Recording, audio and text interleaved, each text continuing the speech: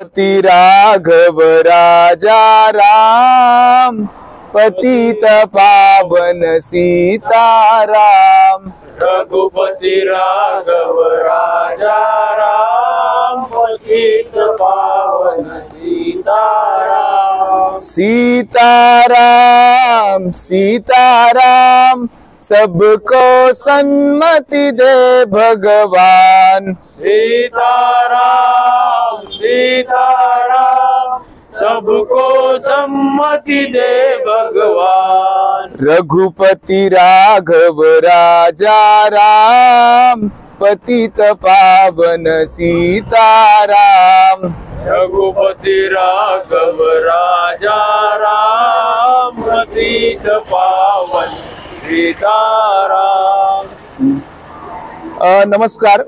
आपल्या सर्वांना माहिती आहे की दिल्लीचे मुख्यमंत्री देशामध्ये शिक्षण, आरोग्य, वीज, पाणी या मूलभूत विषयांवरती क्रांती करणारे असे धडाडीचे नेते अरविंद केजरीवाल यांना सूडबुद्धीने हुकुमशहा नरेंद्र मोदी यांनी जेलमध्ये टाकले। अरविंद केजरीवालांची चुकी काय, तर त्यांनी या देशातल्या गरीब जनतेसाठी चांगली आरोग्य व्यवस्था उपलब्ध करून दिली। या देशातील सर्वसामान्यांच्या मुलांसाठी मोफत आणि आंतरराष्ट्रीय दर्जाची शिक्षण व्यवस्था उपलब्ध करून दिली। आणि यामुळे नरेंद्र मोदींनी सूडबुद्धीने ईडी सीबीआयच्या माध्यमातून केजरीवालांनाच नव्हे तर जो व्यक्ती नरेंद्र मोदींचा विरोध करतो त्याला लोकसभेच्या प्रचारापासून वंचित ठेवण्यासाठी जेलमध्ये टाकण्याचे हे षडयंत्र सुरू आहे।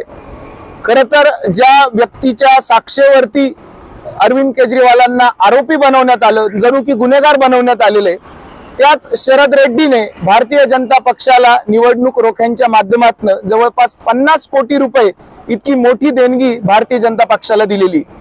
आमचा प्रश्न सरळ आहे, एकीकडे अरविंद केजरीवालांना किंवा आम आदमी पार्टीला एकही रुपया मिळताना दिसत नाहीये, मात्र दुसरीकडे त्याच शरद रेड्डीने भारतीय जनता पक्षाला जवळपास 50 कोटी रुपये इतकी देणगी दिलेली धडधडीत सत्य दिसतंय। तर आम्हाला विचारायचंय की ईडी सीबीआय नरेंद्र मोदींना उचलून जेलमध्ये टाकणार का? ED CBI JP नड्डांना, Bharatiya Janata पक्षाच्या नेत्यांना जेलमध्ये टाकणार का? तर ही तानाशाही, ही हुकुमशाही येत्या काळामध्ये जनता खपून घेतली जाणार नाहीये। आम्ही जेलचं उत्तर आम्ही त्यांना आमच्या मतदानाच्या माध्यमातून देणार आहोत, इंडिया आघाडीच्या उमेदवारांना निवडून देऊन। त्याच्यामुळे एकच सांगतो, नरेंद्र मोदी, तुमचा सगळ्यात मोठा डर, तुम्हाला सगळ्यात जास्त धोका हा अरविंद केजरीवालांपासून वाटतो। परंतु लक्षात ठेवा, अरविंद केजरीवाल या देशाचं भवितव्य आहे। एक दिवस अरविंद केजरीवाल या देशाचे प्रधानमंत्री बनतील आणि देशाला शिक्षण, आरोग्य, वीज, पाणी या मूलभूत प्रश्नांवरती क्रांतिकारी काम करून दाखवतील। जय हिंद।